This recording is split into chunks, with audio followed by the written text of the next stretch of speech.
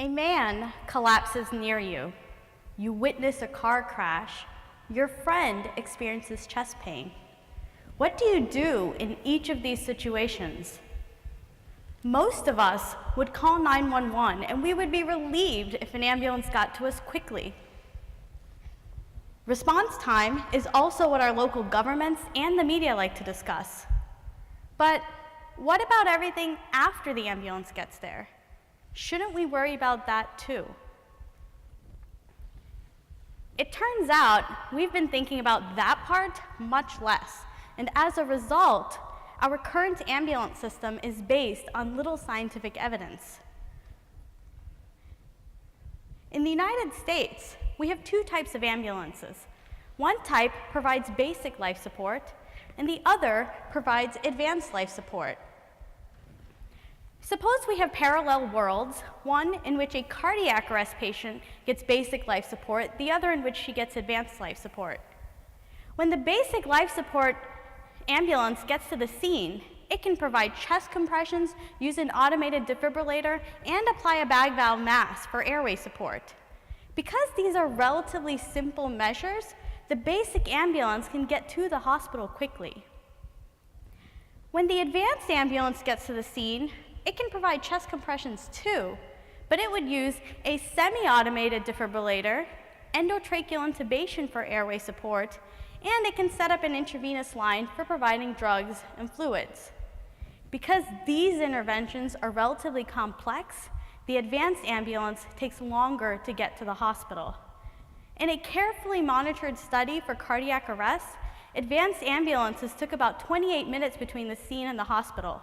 The basic ambulances took only 14 minutes.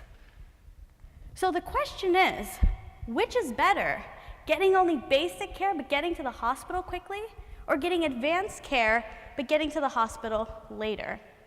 This question has been the focus of my research for the past few years. I started my work by putting together a large amount of data on Medicare patients. This included information on the patient's transports, their medical histories, and their demographics. I also had information on where patients lived and the hospitals they could attend. In all, I had access to 7.9 million randomly sampled ambulance transports that took place between 2006 and 2011. Once I had my data, I wanted to compare the outcomes of patients that received basic life support with the ones that received advanced life support. In one of my analyses, I used variation in the use of advanced life support across counties in the United States. The basic idea was this. Suppose I have two counties, County X and County Y. You can see that County Y has more advanced ambulances than County X. County Y also has more people dead after their ambulance transport than County X. If we compare the differences between counties X and Y in their use of advanced life support and outcomes, we can answer questions such as, how does ambulance type affect survival? I conducted a more complex version of this analysis using an econometrics approach called instrumental variables analysis. I also conducted a second study in which I used a statistics approach called propensity score weighting.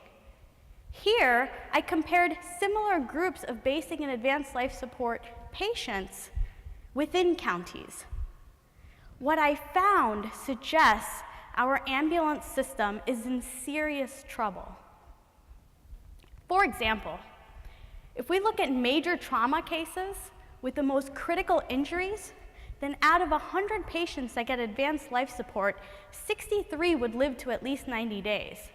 But the other 37 would die before 90 days. However, if all of these patients instead got basic life support, then I estimate an additional 15 people would live to at least 90 days. That's based on my propensity score weighting analysis. Patients who got basic life support also did better after cardiac arrest, stroke, and heart attacks.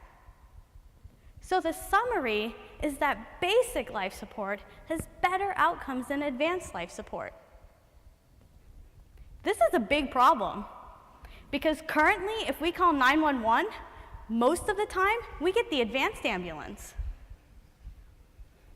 So how is it that advanced does worse than basic? Well, it seems the time to hospital matters.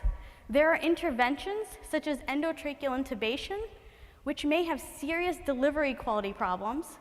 And there are other interventions, such as aggressive fluid resuscitation in trauma patients, that perhaps should wait until the patient's at the hospital. So advanced isn't really advanced when it comes to outcomes.